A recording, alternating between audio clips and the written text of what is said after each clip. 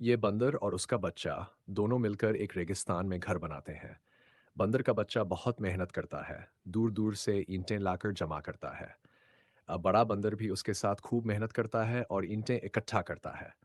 धीरे धीरे दोनों मिलकर एक सुंदर सा घर बना लेते हैं। एक दिन बड़ा बंदर उसी घर के अंदर आराम कर रहा होता है। अचानक आसमान से एक भयानक बिजली गिरती है और वह घर पूरी तरह से तबाह हो जाता है। बिजली की चपेट में आकर बड़ा बंदर मर जाता है। बंदर का बच्चा अकेला रह जाता है और अपने पिता की मौत पर जोर जोर से रोने लगता है।